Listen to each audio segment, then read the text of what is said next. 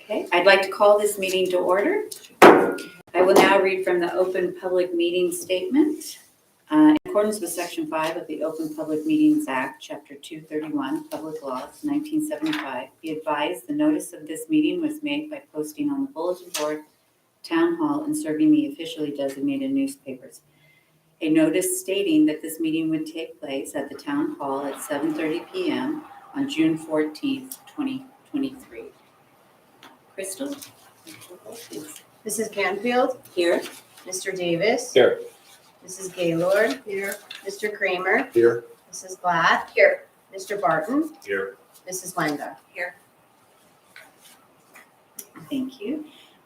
So the announcements, I was going to thank everyone here that came in from the public, but more importantly, I'd like to thank all of you board members who are here tonight. And I think with the presentation that's going to be given, I think it'll be a very good educational piece and how this element gets through and how the process and how that works. So before we get started though, I have a few business items that we need to take care of. And first of all, does anyone have any other announcements that need to be made? Okay. So we'll go on to, we don't have the minutes, so we'll be doing the minutes in June. Yeah, we're gonna do the minutes in July. In July, I'm sorry. So we'll go straight to memorializations from May 4th. Application number 550, 1 Minnesink Road, Short Hills. Do I hear a motion to approve this application or memorialization? So moved. Crystal? Mrs. Canfield, Yes. Mr. Davis, Yes. Mr. Barton. Yes. Mr. Crinkle is not here, Mrs. Gaylord, Yes. Mr. Kramer, Yes. Mrs. Glatt, Yes. and Mrs. Lenga. Yes. Motion passed. Our next one is application number 540, 121 Highland Avenue, Short Hills. Do I hear a motion to approve? So moved. Okay. Second? Second? Thank you. Crystal, roll. Mrs. Canfield, Yes. Mr. Davis, Yes. Mr. Barton, Yes. Mr. Crinkle's not here, Mrs. Gaylord, Yes. and Mrs. Lenga. Our business items for today, we have no unfinished. So, yes, Barton. Since the commissioners are here, just you have to do the agenda July 6th. Is that good for everybody? Or can we move it to July 1st? This. The 4th is on a Tuesday, Fourth is a right? Tuesday. Wednesday. Yeah, the 6th is Thursday. It's the first Thursday. Okay, so No, So the 13th would be the second Thursday. The second Thursdays are not good for, I'm not I gonna be believe. here that week. yeah. This is the second week of sixth. July. yeah. So can we just show of hands of who can attend on the 6th? Okay, then the 6th it is. We don't even need to ask about the 1st. Okay. Good. So without further ado, Graham, would you please present?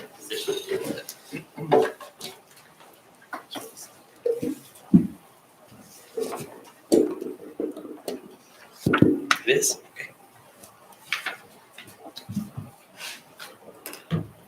Okay. Good evening, everybody. Good evening, Chair, members of the Historic Preservation Commission. My name is Graham Petto. I'm a principal of topology and I serve as the Township Planner. And in addition to that role as Township Planner, I serve as the Planning Board Planner. So as part of my role as the Planning Board Planner, I helped to facilitate the initial review of the historic preservation element of the master plan.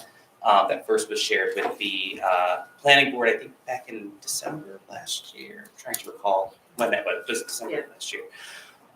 Following that presentation, the Planning Board had some additional discussions at their meeting in January, and to help facilitate their discussions and consideration of the master plan element, I prepared the presentation that I'm going to walk you all through this evening. I think that this is a really good foundational basis for all of you to understand the role of the master plan element here within the township, and how ordinances and regulations are built upon this policy document. I think that's a good good orientation for you all to understand the impact of the historic preservation element in its role as a policy document.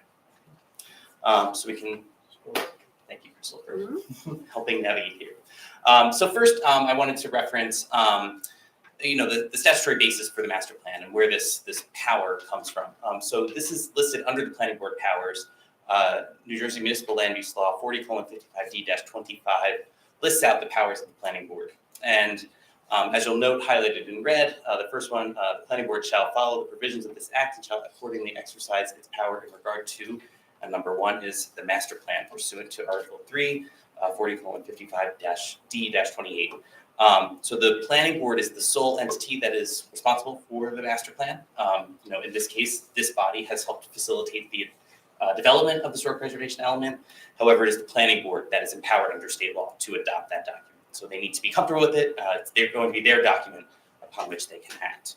I have the other powers listed, but I won't go through all of those. But for your benefit, you can read through. Next slide. So this is really kind of the key piece of information I think that's important for us to walk through this evening. And this is the relationship of master plans, ordinances, and land use administration here within the township and within the framework of the municipal land use law. So on the left side, you'll see we have the planning board. The planning board prepares, adopts, and amends the master plan and all of its subcomponent elements. So that is the policy framework document that guides policymaking and regulatory development within the township. In the middle column, you'll see we have the township committee. The township committee is empowered with their powers to adopt and amend ordinances, zoning ordinances, and land use regulations. So those are the rules. Those are the codified rules that essentially guide the development, other applications, and manage that process, regulatory. You'll notice that there's a relationship arrow between the master plan and the ordinances. The planning board is required to conduct a consistency review of zoning and land use ordinances and regulations that are prepared by the TC prior to final adoption.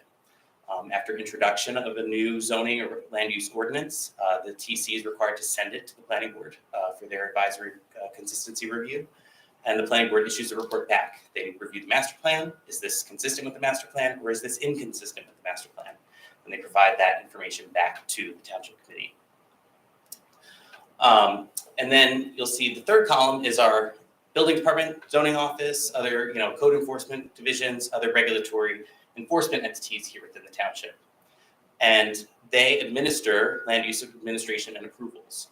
So they're the group that's responsible for facilitating paperwork, conducting reviews that are based upon the zoning and land use ordinance regulations, which are also based upon the master plan component elements. So I thought that this was a nice way to lay out the relationship building here for everyone to understand.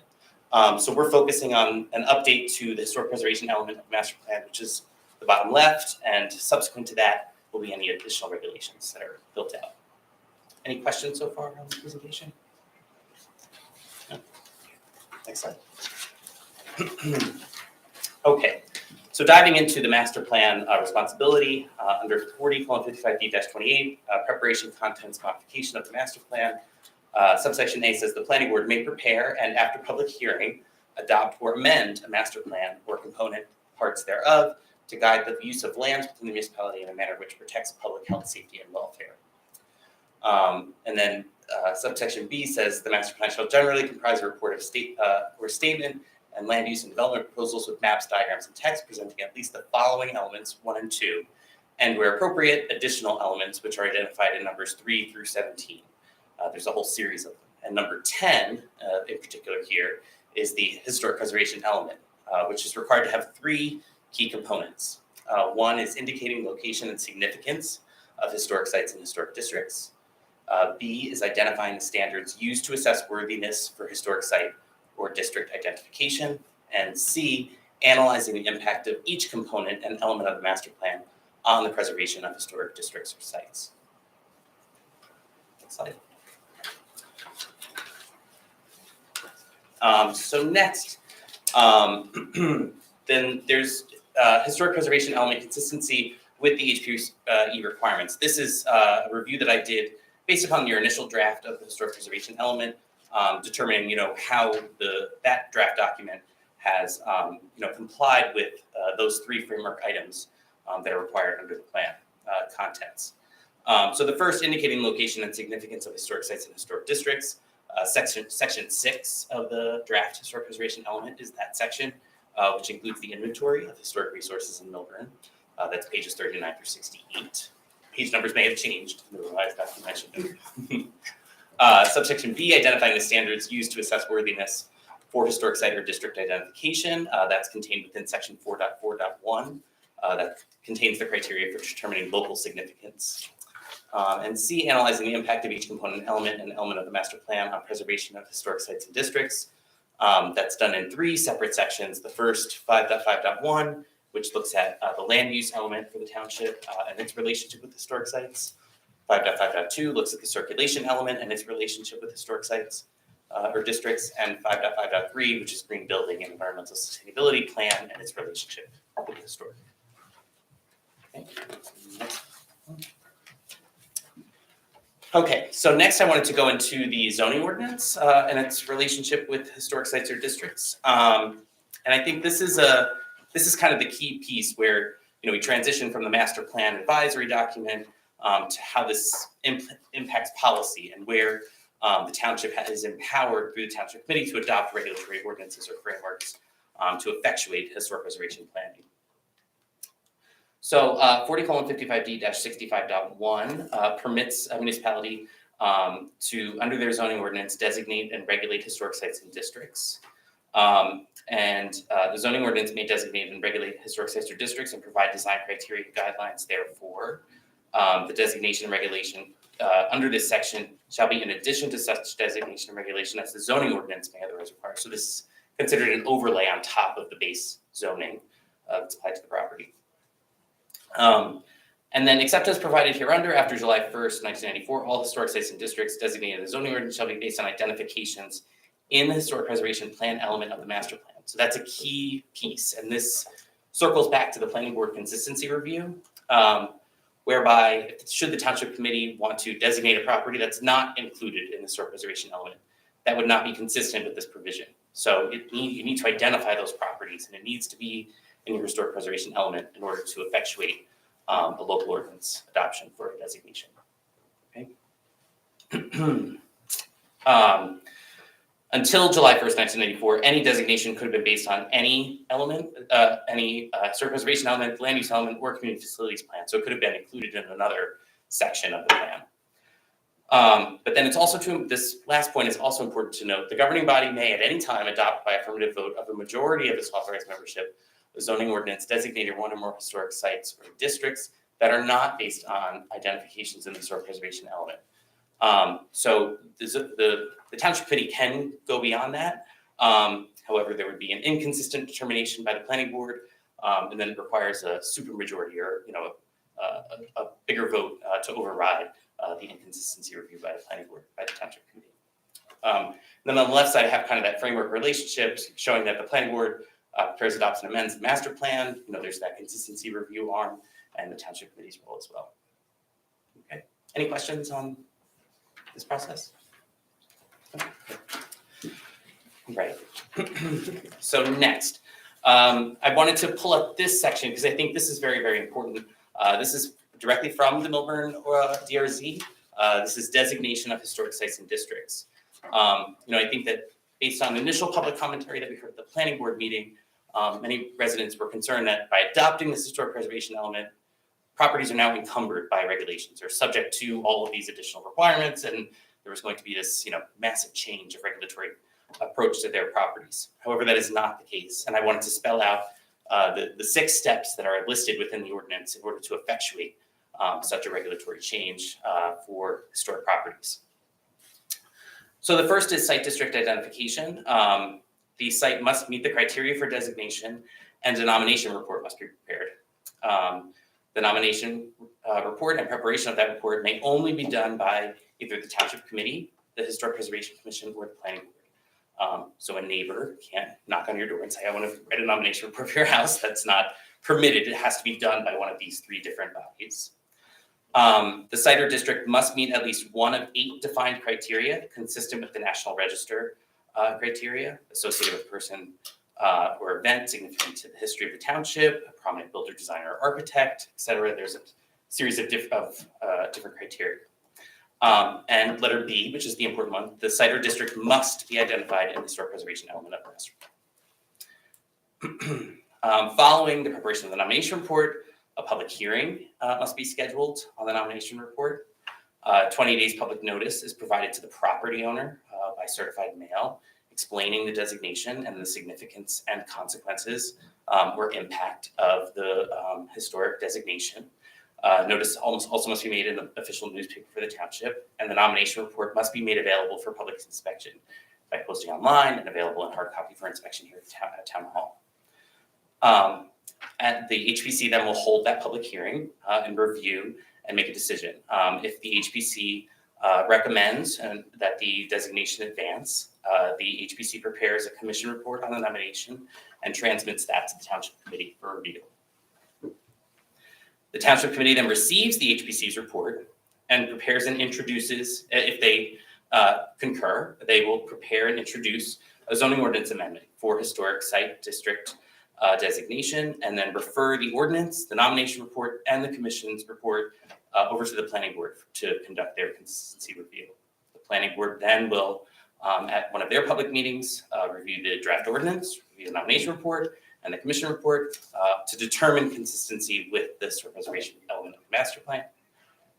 Then that package will then be sent back along with the planning board's recommendation to the township committee, and then the township committee at second reading and public hearing may approve, they may reject, or they may modify the proposed designation ordinance with the advice from the planning board.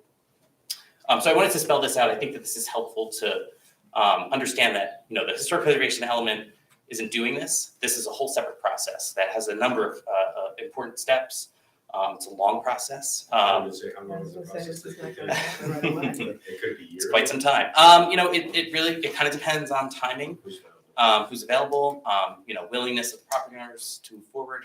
There's a lot of different factors that can happen in that process. Can the homeowner appeal on decision? So the homeowner is, available to participate in all of those public hearing proceedings. And I think it's important, for that participation to be happen. And certainly, given the way things are going, that could certainly impact the decision to move forward with the nomination or not. So. Okay, so then I wanted to make sure that we had this is, next slide is an important distinction from the designation process. And this is the advisory referral of applications for development to the Historic Preservation Commission. This is language out of DRZ section 806. This is consistent with the municipal land use law as well, which requires advisory referral of development involving potential historic landmarks or sites or districts or properties identified within the historic preservation element of the master plan that are subject to a development application filed to either one of the land use boards here in the township. So I'll go through this in detail. Subsection A here says, pursuant to municipal land use law, section 40:55D-110, the planning board or zoning board of adjustment of the township shall refer to the HPC every application for development submitted to either board for development involving historic landmarks or properties within historic districts identified in the historic preservation element of the master plan. So that's important to note that if it's identified within the plan, that property is not subject to an advisory review by this body. On all matters referred to the HPC, which require approval by the township's planning board or zoning board of adjustment, the decision of the commission shall be advisory only. So you're providing advice to your corresponding land use board on that matter. And in reviewing the applications for development, the commission may comment, make recommendations on any of the zoning and land use considerations which are relevant to the application. Planning board or board of adjustment, as applicable, shall consider either testimony and/or written report presented and may disapprove or change any of the recommendations made by the commission by a vote of its majority of its full authorized membership, and shall record in its minutes the reasons for not following such recommendations. So through this process, this body is empowered to review those applications that are going to impact an identified property within the historic preservation element of the master plan, and make a comment on that change to the corresponding land use board for them to consider in their deliberations of the application. Any questions on that process? Yes, A couple questions. So what does it mean when you say, well, one, it says at the top, involving landmarks or historic districts, but the quote only refers to things within the districts. Is that right? Well, As you say here, involving historic landmark or properties located within historic districts, identified in townships historic preservation. yeah, so it should be, it's historic landmarks, there should be possibly be a comment. I copied, this is the text right out of the ordinance, so.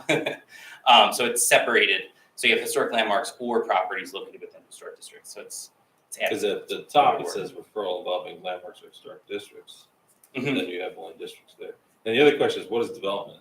I'm sure that's defined somewhere. So an application for development is the name that's given to an application filing to the Board of Adjustment or the Planning Board. So that what application construes package. an application? So that constitutes either as an application for a variance relief directly to the Board of Adjustment, or an application for site plan or subdivision that's filed to the Planning Board. Like general improvements. I'm trying to understand what triggers that review. Sure, so That's what people. variance want. applications filed to the Board of Adjustment, those are applicants who are seeking to deviate from the requirements of the ordinance. So the front yard setback is 40 feet, and somebody's proposing a setback of 30 feet, they need to go to the board to ask for relief to have a lesser front yard setback. But if you're not looking for any variances, Correct, if it's by right, if they don't require that, then there is no referral. because I'm thinking about what we review, For your It's not codified, for your established. normally what we districts. review is doesn't, have that type of a trigger. Like we're looking at stuff that's just replacing windows or whatever, additions or things like that. There's no Correct. require variances. So in this situation, to be reviewed, it would have to have something extraordinary. Or out of the ordinary. Correct, yes. So, and the review process that you're referring to there, and I know, regarding the completely windows, other makes things, sense, that's for your adopted local historic districts that are subject to a certificate Okay. of appropriateness, correct? Thank you. Any other questions regarding? I have a question for you. Yes. So the ordinance took effect in like December 2016 or January 2017. Obviously, this wasn't followed for a few years, but now with you here, are we making strides, helping instruct and understand the, the development applications need to be referred? Yeah, a couple of different comments on that. So one is, we have topology as part of our work as township planner. We have developed an interactive zoning map that is now available on the township website. And we have included an additional layer that identifies all the 1991 historic preservation element properties that have been identified. Those are now depicted on that map, which facilitates review by administrative staff here in the building. When an application is filed, they can take a look at the interactive zoning map and see, this property is identified in the 1991 element, needs to come over here to the HPC for advisory review. In addition to that, we have also established a new development review committee, which is a pre-review committee that reviews applications filed to the planning board or the Board of Adjustment for site plan. And as part of that process, we advise applicants of requirements to appear here at this body for advisory referral as well. So we've set up a couple of different checkpoints to ensure that applications are referred effectively over to this body. Any questions? Okay. Next slide. Okay, so kind of, and this is a good segue. So here to kind of facilitate some of that stuff. So obviously the applications for development, this kind of discusses the review flow for applications.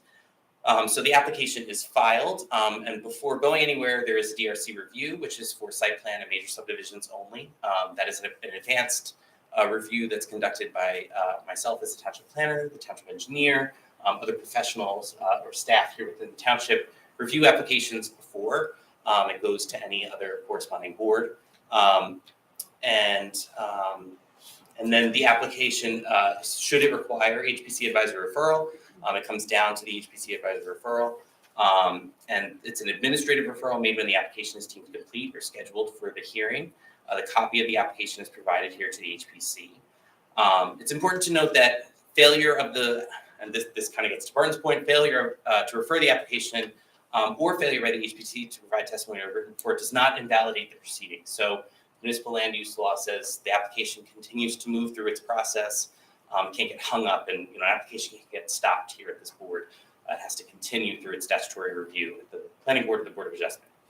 And then I have a note that there are 472 locally landmarked properties presently. and 66 additional identified just from the 1991 Historic Preservation Element Master Plan that are currently subject to this review requirement. And then the application moves over to the corresponding planning board or zoning board. The HPC can provide testimony and or written report on the application for development. And again, the boards shall consider the comments and the boards may accept, modify, or reject the comments from the HPC. Graham, I do have a Yes. question, please. Sure. Can you just be more specific on the planning board or the zoning board of adjustments? They can consider comments. So can you give a little more detail, I mean, considering and what they get to move on? Like, in other words, if they find something, can you help with that a little bit? Because I mean, there's the boards are, it's important to understand that the boards are considering the entirety of an application in many respects, with respect to what's being done to the property or the site. And so the historic review is one component of that process. And the board has the ability to also engage in conversation with the applicant to gauge their willingness to understand what the HPC is requesting or recommending or, requesting to be modified per their comments. And it's typically an iterative process. I've seen, boards engage in to kind of understand what the applicant's willing to do and if we can find some agreement. I've also seen cases where boards have disagreed with some of the HPC comments. Right. And as noted in your ordinance, the board has to state why they disagree with those comments. And they have to put that into the record as part of their application review. But, it really rests with the board as part of their deliberative process, how they want to evaluate the HPC's comments and take those. thank you. Sure. Graham, your comment on the bottom raised a question in my head. How many total properties are there in Miller Township? If there are 472 plus 66 historic, and I don't expect an answer, but maybe by next, it's something we've been curious about. I think now we finally have a number. I don't think we even had a number at one point as to how many historic properties we have, but just curious what percentage of That's a township good that question. is. Yeah, we can certainly take that. Because, people seem to get up in arms with our Mhm. review process, so Sure. it's only 2%, be interesting to know, so, Yeah. thanks. I have a question, and this I don't know whether you've sort of cross-indexed, but are there any properties on the state register or the national register that are not locally landmarked? That is a good question. And I'm not sure. I'd have to go and look in the existing 1991 element to determine whether those were included at that time. Yes, the answer is yes. Bart probably- Greenwood Gardens is the only one. It's on the state register. Which is the only one? Greenwood Gardens. Oh, Greenwood. Yeah, and I think the important distinction as well in that regard is the ordinance language and the municipal land use law both indicate that the property must be identified as an historic preservation element of the master plan. So it's important to get those lists into your master plan.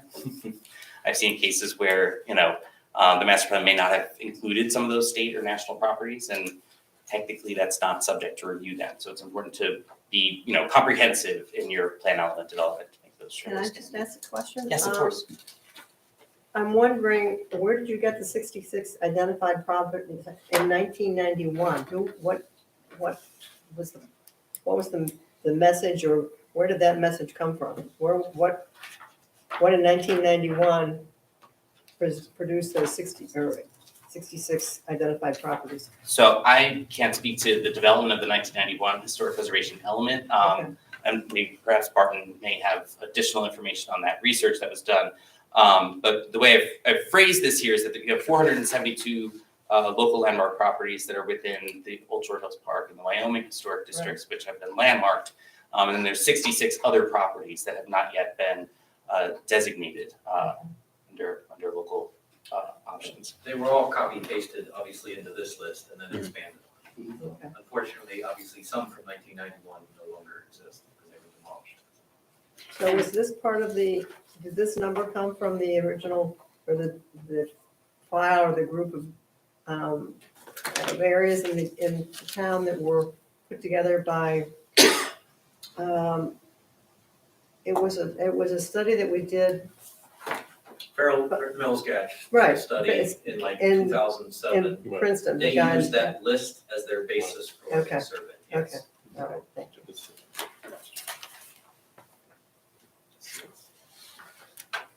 Any further Thank questions?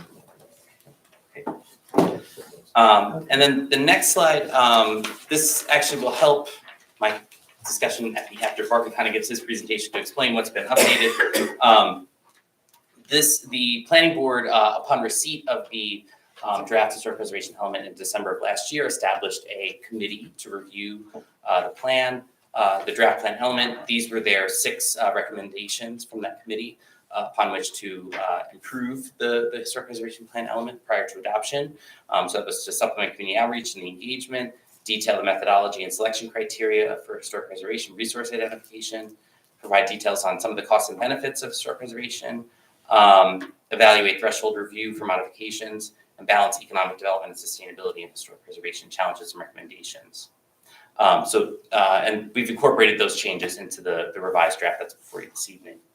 And then the next slide kind of summarizes the process a little bit.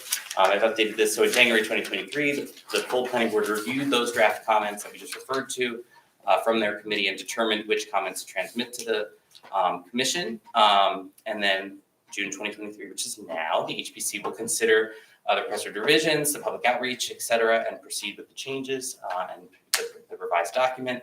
And then next, the HPE will return to the planning board for public hearing and final adoption, which they may adopt as presented, or they may further amend, which they have the ability to do. Okay. And then just one last note that I have on this slide is the 1991 historic preservation element remains in effect still. So that is still your guiding document at this point. Thank you. Any final questions? You're welcome. Terrific. Very informative, and the process, again, very lengthy, and that's why he couldn't have said it enough. It's really important to get these properties on the element of the master plan, so then they can be moved forward, or at least they get directed back to us, even in an advisory to the other boards. So I think you probably said it at least 5 or 6 times. Thank you. So next, we'd like to have Barton, our consultant, just on the proposed element and some changes that were made. Just a reminder that we, at one of our meetings, we voted that Barton can move forward making these changes. We allowed him to do so. Barton and Graham collaborated on the changes and to be made. And so that's what Barton's here today to explain to us. Yes, where is the 1991 element of the master plan? It's on the site. You can get that right now. Yeah, it's available on top. It's like 6 pages. I know. I was going to ask you, Martin, tell me the differences, but maybe we'll be here all night if you explain to me the differences. Because It's very, typewriter era, just short and sweet. Right. But they do list the properties, they do the basic elements that Graham was just explaining. it satisfied what has to be Elements of the element of the master plan, yeah. Okay. So it has just your very basic. We're actually lucky they, they decided way back then to even do a historic preservation element of the master plan. It just makes us updating it much easier than we're just gonna start from scratch, so. Because it's not a required element that towns have to do, so. All right, let's see. All right, so, Graham's presentation was great, and, I liked all the graphics. I think that makes it a lot easier to understand Graham, so that was great. So actually, most of these changes, Graham spearheaded. There's not a lot, and I think it just kind of gives a fuller, text to the document. So the first changes, I guess, are page 5 in the booklet under summary of historic preservation element benefits, some relevant points. And so numbers 4, 5, and 6 kind of explain about individual property owners and what they can expect. I like how we quote Donovan Ripkema. He's kind of the expert on economics of historic preservation in the United States. And so these 3 probably came out of the subcommittee, right, Graham? Mm-hmm. So, I think this is great for getting us, around trying to do all that new research we talked about a long time ago about actual numbers and things. And it's more basic, but it's a good addition to the text. So So that's 4, 5, 6 on page number 5. And then we skip after that to changes all the way to, let's see, 6.2, which would be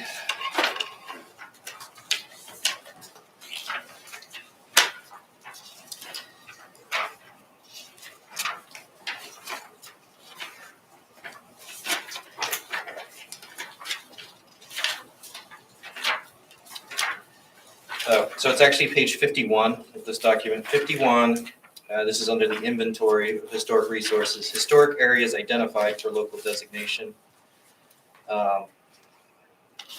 And so,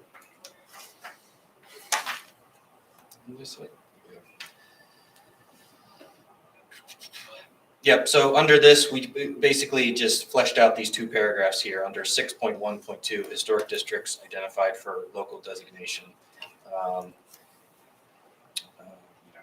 Talking about the historic walking tours that we, copied and pasted from the Historical Society and other potential resources, just so it's very clear. And then this last paragraph was from Graham, just kind of adding more explanation about the steps, the local designation process, since obviously we keep getting asked a lot of questions about that. And as Graham explained, all these properties are just identified as being potentially historic. It doesn't mean anyone's designating these properties today. It's just, they've got to be listed, identified before we could actually do a local, nomination to get them locally designated in Melbourne. Barton, do you mind interruptions with Sure. questions? I just want to clarify too, just because it's identified in the master plan and we can only assume until a report is written whether or not it has enough to designate it, is that correct? Right. So, right. This doesn't mean we know everything about these properties, just that they've been identified through, knowledge, history, other surveys, walking tours as being potentially historic. So we want to list them here so that we're ready to go when we actually zero in on them. And you're right, when we zero in on them, we got to do a local, historic nomination, either for the landmark, one property, or, a whole district. So for, again, clarification, just because it's listed does not mean that it has enough history to designate, is that correct? Right, we have to do the nomination. Isn't the Marion Avenue Bridge gone? Possibly. Yep. Yeah, That's why we go through this exercise. Yeah. yeah, that was replaced. So Yeah, it this, was just replaced. The Marion Avenue? Yeah, Yeah. that's been replaced. so this list is actually from the SHPO website, but They have an update. Did we ever get the documentation on that? we did. Yeah. I was able to get it. I You did. think, I think it's on Chico's site. I want to say Hunter. No, I think- but I think I did see it eventually. Shoot me an email. I'll get it to you. I was able to get Alex to send me their report. So the town received it? Yes. So Barton, for the public. It was done, and yes, they tried to document it. Yes. Right. So for the public, then we will not be able to designate the Marion Avenue Bridge, is that correct? Correct. So it's almost like it's been demolished or it's no longer in the inventory. Right, at the top of page 51 are, these are from the SHPO. These are resources that have been previously identified by Historic Preservation Office in Trenton as being eligible for listing in the state and national registers in the town. So usually because a lot of these, we did the parcel house, but, and the train station, but some of these others are just because probably there was a section 106 or something and the SHPO had to weigh in on the significance, so. Again, it doesn't mean that these would in fact, I know this from experience, it doesn't mean these would be, even if you went through the motions of doing a National Register nomination, that they would be accepted, but they're previously identified as being potentially historic, so. Thank you. And just so everyone knows, when we do the local nominations, they aren't as robust as like a state or national register. We just need 10 pages or less, kind of like an old National Register nomination. We don't need, nowadays, just to get one property on the National Register, you need to do like a PhD dissertation. It's 100 plus pages minimum. They just run you through the ringer. It's really just crazy. And to add on that, just so everyone knows, we're also currently trying to get Parcel House, Cemetery, and the 2 train stations onto the state and national register. So that process is ongoing. It just takes forever. And Nothing's part of- easy anymore. Can you just clarify, by putting it on the state register, what is the benefit of that to our committee and to the public who might be listening? So it's very important for getting funding, for one thing, because we'd be eligible for New Jersey Historic Trust funding if it was privately owned, for tax credits, although potentially the state of New Jersey tax credit could evolve, that many different properties could use it. And then also for the Section 106 type of things where there's federal money involved, so like a highway or a cell tower, if you're within a distance from those actual resources, then we'd be able to weigh in. We'd get a weigh in on the Section 106 review and could even become a consulting party if anything. We wanted to try to weigh in on how that would be developed. So it makes a difference just to be kept in the loop on things, and HPO would be able to send us paperwork and everything. So it's an important step. It doesn't have any regulatory teeth for demolition, unfortunately. So But you can't use state or federal funding. you definitely could not. To demo it. So like if it's so you can't use any public funds to demo it. So like we own the train stations in Millburn, but like if New Jersey Transit was doing something on the train line, they'd have to respect that those buildings are now on the state and national register. So Thank you for that clarification. all right, next we made changes to 7.2, the challenges. Let's see, section 7.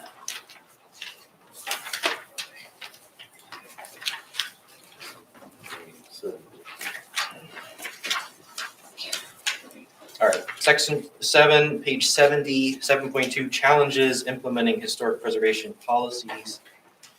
And we added number 8. So the township faces challenges implementing historic preservation policies due to a lack of education of the general public on the benefits and costs associated with historic preservation and the balance of these issues. Limited knowledge on the benefits of historic preservation among property owners, coupled with concerns related to costs to maintain historic properties, presents a unique challenge and resistance to policy implementation. So that's kind of our blanket statement on the naysayers, so. But I think it's important to have, and that fit perfectly fine within our narrative of the report. So that was perfectly acceptable change. And then we skip over to 9.1 recommendations. Recommendations start on page 73.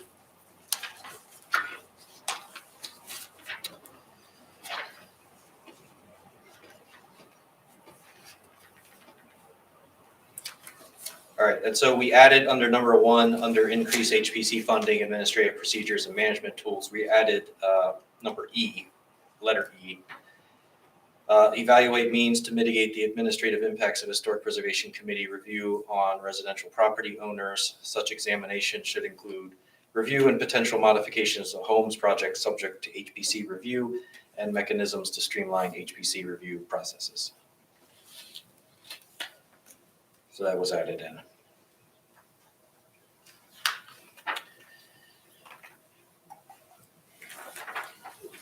All right, and then starting on page 74, under number 3, improve the protection of Millburn's historic resources and promote compatible new development. Actually, on the next page, 75. So on 75, we added letter F, G, H, and I. And these are really about, establishing design standards, ordinances, more standards for site plans, subdivision plans, making everything harmonious with the master plan sustainability approach. Some towns, because I've written a couple recently, we've actually done sustainability manuals for historic districts where we talk about all the different energy efficiency, and there's so many different rebates and grants and things that you can get, but how do you do that in a historically sensible way? So that's very important to look for funding and grant resources for that. And then, Graham rightly has about elevating historic properties in flood zones. There's entire, reports, especially towns on the shore have about how you do that for historic properties. I know the National Trust for Historic Preservation has a document about that. The National Park Service has a document about that. Well, the SHPO just published their guidelines for that. The SHPO. Yeah. So there's lots of different resources for how to do that properly, especially after Hurricane Sandy made such a mess of everything. And then explore opportunities for new development in the township to support rehabilitation of the township's historic building inventory, such as creation of a local grant program.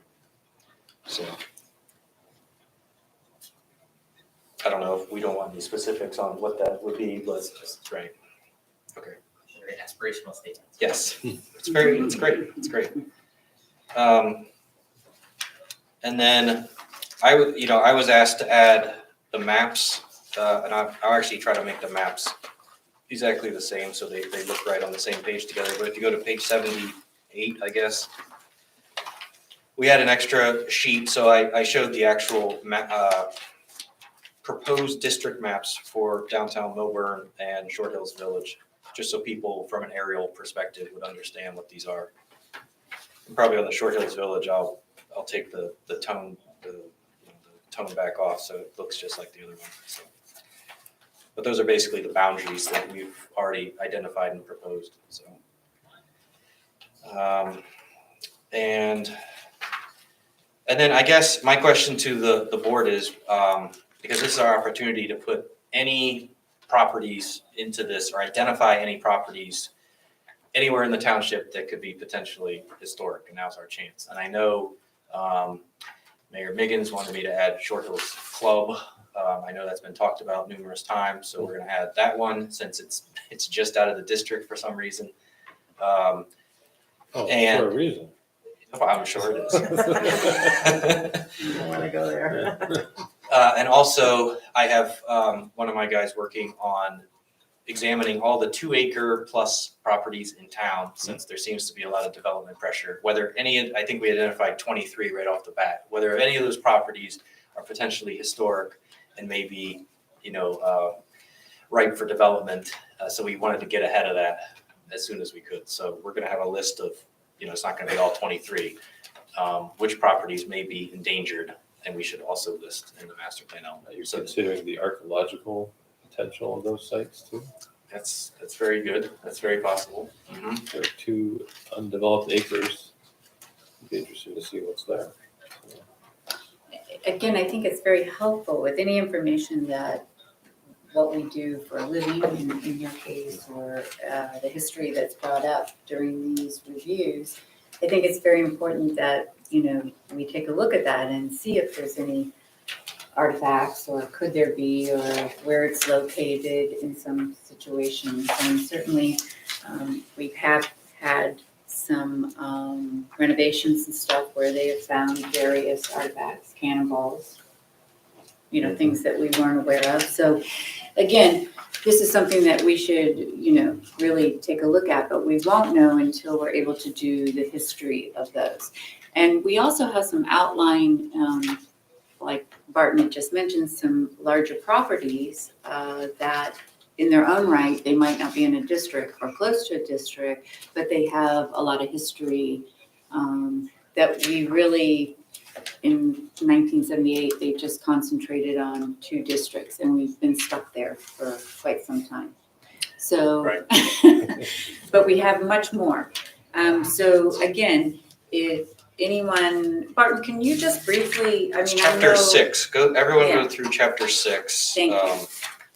And you can even double check this after, we don't need an answer tonight, but you double check chapter 6 if you think of any other historic property that you think isn't listed here. I'm curious, I see Good. one Nottingham, Mhm. listed, the Robin Hood cottage. What about, that's the whole Nottingham section? What about the other homes Yeah, in how that about the rest section? of them? So they are listed, but they're not listed as a proposed district at this time, because there's really not a lot we have on that. Okay. So, page 59, for the next 6 pages, you have all the walking tours where we have a little blurb about all the historic properties identified in the 70s and 80s by the Historical Society. That includes like a walking tour of Nottingham. Let me figure out which one it actually is. What historical Nottingham were they tearing that property down? What, What are they doing with that? which one Willingham? Yeah. Not just sold. Yeah, They agreed to come in front of us as an advisory next month. Certainly a local architect who agreed to meet with us. So we're very fortunate. And here's where we can, if we get ahead of these things, we can have conversations. And this is where someone who is respects historic preservation and someone who's willing to listen and can hear what we have to say. Also, we allow them to tell us what they're thinking. Because it's not on the 91 element of the master plan, but the fact that he is coming in front of us for an opinion is a great step. So. Yeah, that, page 63. Page 63, those two streets basically were previously identified as a potential old Short Hills Road type of historic district. Unfortunately, we've lost numerous of these properties along Old Short Hills Road. Some would definitely be excellent candidates to be individual historic landmarks, or as part of a now potentially, the Nottingham type of district there. that, So, but that only goes, I mean, the print is tiny, so it's hard to see, but I see a bunch on Jefferson. yeah, But I Jefferson. don't, and I only see one Nottingham road. Are there others on Nottingham, or the only one that you could identify was one Nottingham? None that have been previously identified. So all of these that are listed in these walking tours were not actually already listed in the 1991.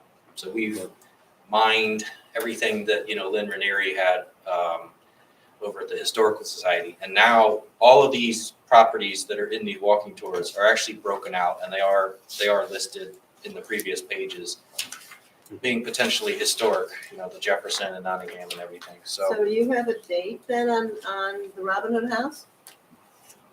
Mm,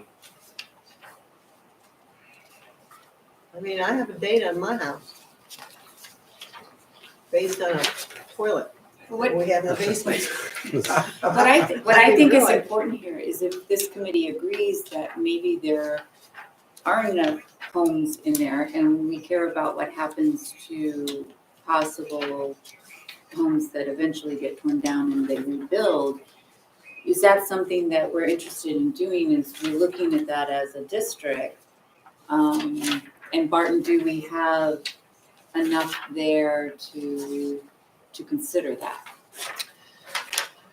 I mean, that's the thing. We don't know yet, We don't know. but can we, just like we had spoke before, it doesn't mean, if we designate that district, it doesn't mean that every house in there is contributing. Correct. That's why you identify it first, and then you can do, you get a grant, we do an architectural survey. Obviously, things change. Now we think some are contributing, some are not contributing, and you start to flesh out an actual district long before you even do a local district nomination report. So there's like a whole couple steps there to figure out what's actually this. We're not actually, figuring all that out with this document. We're just trying to identify any potentially historic. I mean, if we think there's some more properties down that street that we should at least list in here, based on, the tax assessment records, on how old they are and stuff, then, we should do that now. That's kind of the point. But can we, we're not gonna be able to save one Nottingham. We have to go through all these steps before we get there. Okay, well, again, we don't have jurisdiction right now, so it's really on the fact that the current owner is now willing to come in front of us, so that's one step. What I'm thinking is if we as a committee feel that that area would be better protected by saying it's one of those districts we'd like to lock in on the element of the master plan, and then evaluate whether or not we have enough information to really make it a district. And I'm not sure what that definition is. Is it so many Right. properties? Is it I mean, you can see what we started to write down on page 64 on the old Short Hills Road, from the walking tour booklet. And you can see all those potential, that potential district. None of those were identified in the 1991 master plan, so that's kind of the problem. So we're adding them in now and trying to figure out if that's possibly historic. It was never identified previously as being possibly historic. So, I was gonna say, none of them have any of the Nottingham, Barnesdale, Sherwood Forest, and all those. Yeah, None of those have any of those dates or of any addresses on them. yeah, So that's the nothing problem. back there, so. Yeah, it's not a lot of information. So, I mean, if it's helpful, we could mine tax assessment records to see which ones date, but then we'd have to go out and check, is it recognizable as something even potentially being from that period, or, is it obscured by later additions and siding or whatever? I can go down and count them. Yeah, But one other question I do have, can we make it easier than that? And what was originally developed or set aside to make it the Nottingham, or what is the neighborhood? I'm sorry. Well, see, that's the thing. They didn't have any records that this has ever really been studied. So she had some things about the architect, and she did finally get me a list of which properties. So I do have the list. Okay, well, I've got an old map of Short Hills that tells us about who the property owner was. It was a farm at some point. I saw the name here. Because we are able to recognize that there was a real estate office, and within that, where were they selling the properties? Maybe we could find that on the tax map. Yeah, if we could find some kind of history Okay, of how they put that development together. All right, we can look for that. okay. Then we could change with we're Yeah. proposing this district, because actually, the more we learn about Short Hills Road, it's not as good as we thought now. It's been 30, 40 years and things have happened. Well, kind of along the same lines, one other neighborhood, while we're in that kind of Jefferson section, the streets that are off of Jefferson, Birch Lane and Adams Avenue, were those, there have been two, specifically in mind, two tear downs. Mhm. There was one that was I don't know if it was actually a Frank Lloyd Wright house, but it, was torn down. It looked like a Frank Lloyd Wright, house. And next door, there was another house that was torn down that I believe did have some history attached to it. And I'm wondering if any other houses, there are some houses in those neighborhoods that have quite a bit of property, if any of those houses have any historic value, just because there is a lot of development in those neighborhoods and, trying to maybe, if there's anything that has history, to preserve it before, we have more tear downs or, additions that are put on that aren't, in keeping with the, the character of the home, just that section, Birch, Adams, North Pond, if there's any potential there. Yeah, if it was like a planned type of development, we can research it more, because I'm sure they had advertisements and everything. I'm sure they said,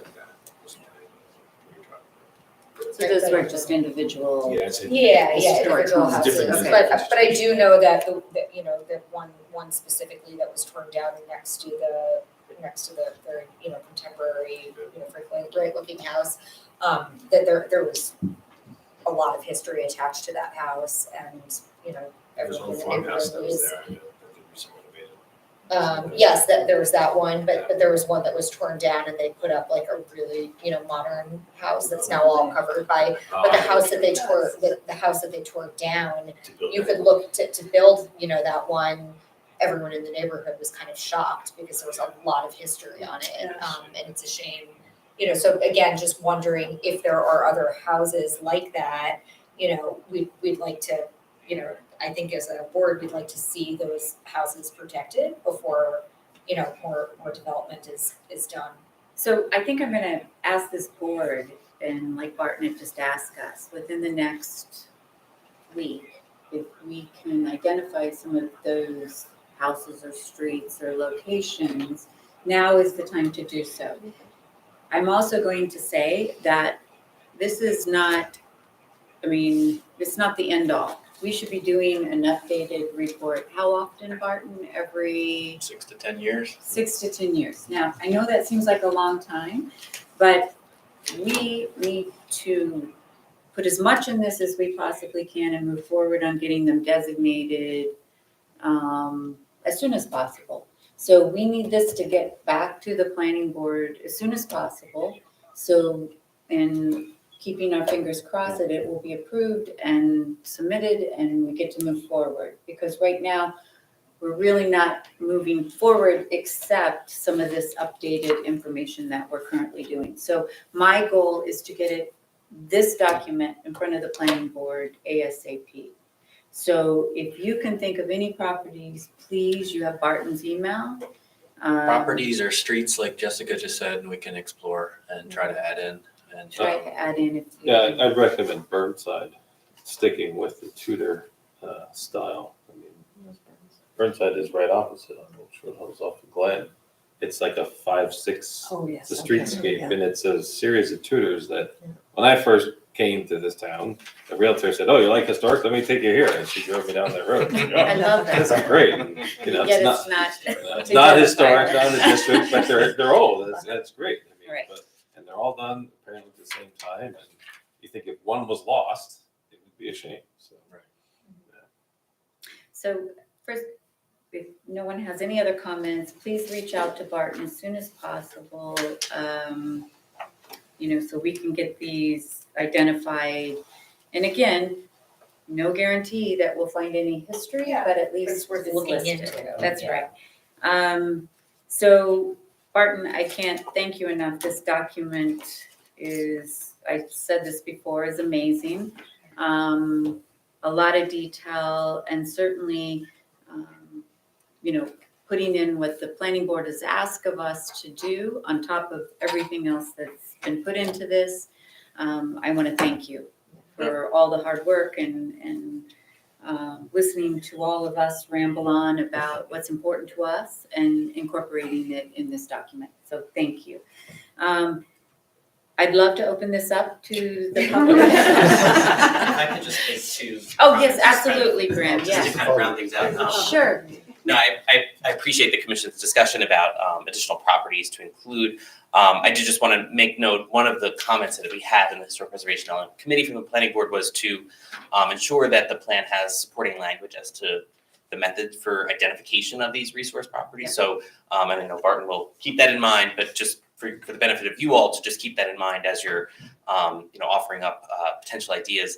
And one other cautionary note, just in my experience in working in other communities with respect to historic preservation, I'm sure Ms. Bauer has some of this experience as well. And Barton, it's important that historic preservation not be reactionary to, or characterized as reactionary to tear downs or other negative impacts. The goal here is to preserve history, preserve beautiful architecture, things that are important to the community. So make sure we're kind of using that language and terminology as we're preparing this aspirational document to preserve these remaining resources. So just those two thoughts, and just a note on timing. Just I appreciate your comment about deadlines, but to move this along, the planning board is ready to receive this document upon completion. So let's facilitate this and get this done and through the board. So Yeah, just those comments. So Yeah. I appreciate all of Graham's edits that we made, and is there like a deadline for them that we need like a revised report to get it on the planning board? I don't think that we have a hard and fast deadline, but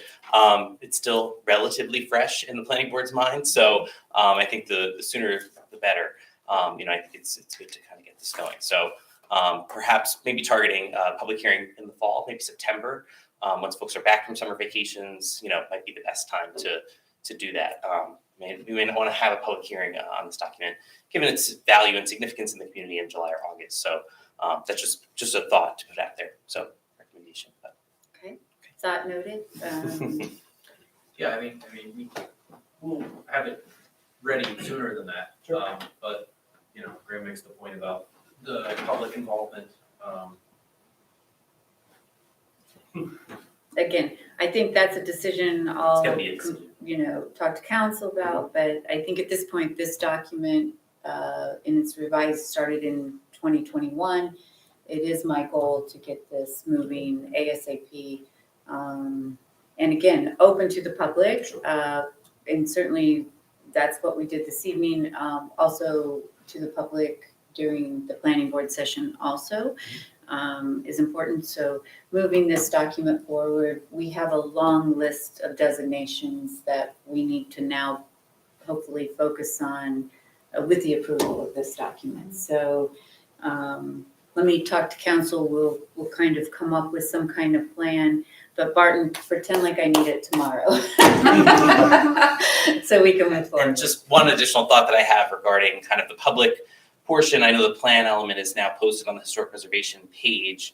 Perhaps there could be some addition, this is just a suggestion, some additional language surrounding the update, just to kind of provide the public some context, and perhaps an email link to provide comments. So if anybody from the public wants to submit commentary, they can do that through email. I know letusKnow@milburntownship.org is typically the email address, but that's just a recommendation that, work with municipal staff to incorporate that so that the public has the opportunity to submit that. There is one comment. set up already. Yes. I think it's hpc@milburntwp.org. Excellent. We So, have yeah. it all set up already. It So should that be could on the be- website. It was sent. So it should have been posted there for, Okay. for, The plan is there, but maybe the plan with a Okay. paragraph that explains, this document is okay, available for public comment, anybody who wants to provide some okay. comments. I will, can do so. if it is not there, we'll make sure that it's there. Yeah, it might be good. Okay, Yeah. perfect. And it may be helpful to show, like, here's the new plan, here's the old plan, and you can see the significant difference between the old plan and what we're looking at here. I mean, it's something to look at this, but to understand what was there before, to realize what a Yeah, and huge. I have a leap summary forward this is. revisions document that we could, post Yeah. along with the new plan, so that could help explain those changes too. I'm talking the 91 plan. Oh, the 91. Yeah, Oh, absolutely. Yeah. Compared to that, compared to what actually is the Yes. law now, like it's on the books, this is night and day. It's Absolutely. 21st versus 20th century, right? Speaking of that, did we ever circle back with the green team? Because that may be a nice, get the points for doing the element the proper way. I remember that was a carrot we thrown out a while back. Yeah. So You're absolutely correct. Yes, let's look into that too. I appreciate that, Barton. Thank you. And Graham, we appreciate. Sure. We just assume when we give something to Barton, it's thoroughly researched and done. So Yeah. I know he will do it. he will do it. He will For the do it. benefit of So the public record. thank you for making that Absolutely. clear. It looks like we have someone in the audience. Sorry, I went to the wrong location because it was not as clear as it could be. And someone had mentioned it was at the Milburn Library, so I went to the library. Oh, I'm so sorry. Well, that's okay. And Yes. I'm a historical nut. Okay. So you're for historic preservation. As a matter of fact, since I was a child many years ago. Okay. And I'm very much into the history. And going back to the 1600s and, the beginnings of the area and who developed it in different groups, whether the Irish and the Italians and who lived where and so forth. So I've always been a history fanatic, so to speak. Whether I shook hands with Ronald Reagan or whoever, or sat next to Jimmy Carter, who's later. Sure. But I've always been involved in it. And I'm concerned with the environment also and how the changes that are made here will reflect, what happens in Millburn. That's Right. all. So, As far as that goes. And I brought up the point as far as, traffic and, how the streets have changed and traffic flow and how will this change the environment and the overall look of Millburn. Millburn is changing. yes. I mean, there's no doubt about it, and this is the history. And this comes with the zoning and more apartments, more people coming in. Right. And So I have a question for you. If you'd like to come up and ask questions, and maybe you missed some things. I missed everything, I'm sorry. No, because the reason being, because we had bad air last week, and as you might have noticed. Yeah. And some people older people, older than me, and I'm 75, had problems, and I took them to, medical treatment.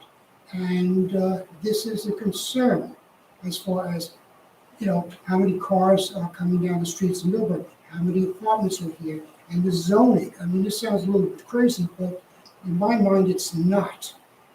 How is Millburn developed?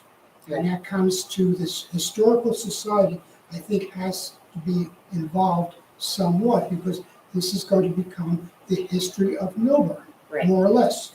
So thank you for those I'm comments. sorry. No. Okay. We have some documents here that you might want to review. We'll also make sure that you have a direct line to myself or to Mr. Ross with any questions or about these documents.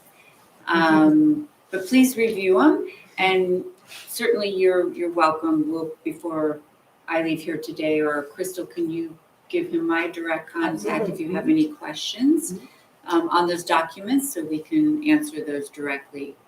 And thank you. You should take a name and address for Yes. the record. And if we could just have your name and address for the record.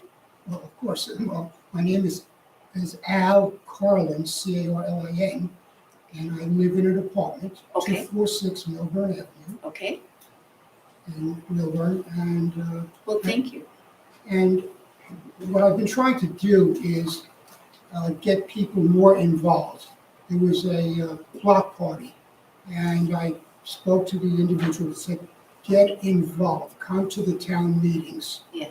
And as far as who is moving into Millburn, get the people involved, the different ethnic groups and so forth. Right. Well, thank you for your support, and we're more than happy to, again, answer any questions that we can answer from a historic standpoint and the information that, you've been given tonight. So we'll make sure that you can contact us directly, and we thank you for your service getting other people involved, and we really appreciate that. Well, to show you, give you for instance, why are people moving to Millburn in certain areas? The schools. And what I try to get people to do is to interact with each other on the block. And even on the block, to have one group of people interact with another group of people and have their children interact to get to know each other and to become a community. And that's what I think is really important as far as, I don't know if the Historical Society is involved in that, that's something else. That's a social issue. But I think that's very, very important for Millburn overall to have happen. Instead of having like this part and this part and this part, we talk about the zones. Right. And that's So- it. I'm not going to go on because I could go on forever because unfortunately I lived in Washington for too many years. Well, let me clarify a couple of things. This is the commission, not the society. So the society is the actual museum, and we're the regulatory commission. Okay, And that's make what I'm sure missing out. that, but See, we I thought- also believe in community and, support the community and certainly support historic, and how that reflects on our overall community. So certainly we appreciate you being here. And like I said, if you have any questions, you can contact me directly. Thank you very So much. thank you. I'm sorry. No, please, we appreciate you. Thank you. So now if we can start with, again, any questions or anything that any of us have.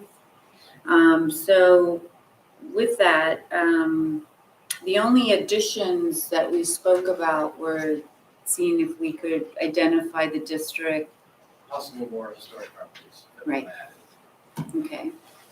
And everyone on the commission agrees with that? Everyone agrees that we can continue on with that. And then also, I have it down here. I think I'm going to ask for council's guidance right now. Is there anything that we need to formulate for a motion to move forward, or? Well, I haven't reviewed it, Okay. so I'd like to take action on it next month after I review it and provide my comments. Okay. And at that point, which we've all agreed on July 6th, would you feel that we could take a vote at that time Sure. on this Absolutely. plan? If And that's enough time for people to get their comments on any properties to think about over to Barton, which I would think it would be. so maybe that's our deadline, if possible. So just All- addresses, would that be helpful? I live in that area, so I can. Addresses would be very Provide just helpful, give you address. streets. Addresses, streets, and then we can check with the tax records, those are old houses. And I think we're only thinking of just maybe a handful of additional, except for that one Nottingham in the district there. So let me help with that, whatever we need to do to move forward on that. So at this point, is there anything else that we need to do? So we were just. I don't think at this point, I'll get my comments to, Graham and Barton first probably, but to all of you, of course. I'll track them. That way it would be easy for you to see what they are. Okay. And consider the whole thing, at the next meeting. Okay, so you'll be adding additional legal. Well, I don't know how legal it Protection will or- be, but, I don't think that's the You'll point. be adding additional comments. I think it's more to shape the recommendations to something that's a little more, well, maybe it's legal, but a little more action oriented rather than where it's like evaluate or work with or advocate, because I don't know where that goes. Okay. Like just as an example, one of the things I did in South Orange when I wrote the ordinance there was to have the governing body identify as a local landmark every property that was on either the state or national register, just as a matter of fact. So because the governing body can do it, so then you can bypass the whole process. That can get filled in later in terms of, the local significance of it. But since the determination's already been made, either by the state or the feds, you can just adopt it. And that also satisfies the planning board's desire to have the standards identified, because the standards are already the Secretary of Interior standards. Okay. So that's just, there's a lot of things that could be pulled together like that to just sort of make it a little more cohesive and for people to understand, because right now I think there's just so many moving parts. I think it's very difficult for lay people to understand, how things actually get regulated, what gets regulated. And certainly your expertise is, certainly invited in this document, and certainly anything that you think we could move forward quicker on, that'd be terrific. And I think as a board, do we all agree with also legal counsel reviewing this and looking at it and fine tuning it just a little more? Okay? Sounds great. So I think that's all for this evening. So I'd like to, unless anyone has any additional comments, questions. Okay, so I move to adjourn this meeting. Do I have a second? Okay, all in favor, say aye. All right, any opposed? That's what this is for. Thank you guys very much. Thanks to Thanks. professionals, Good presentation. our public, our board.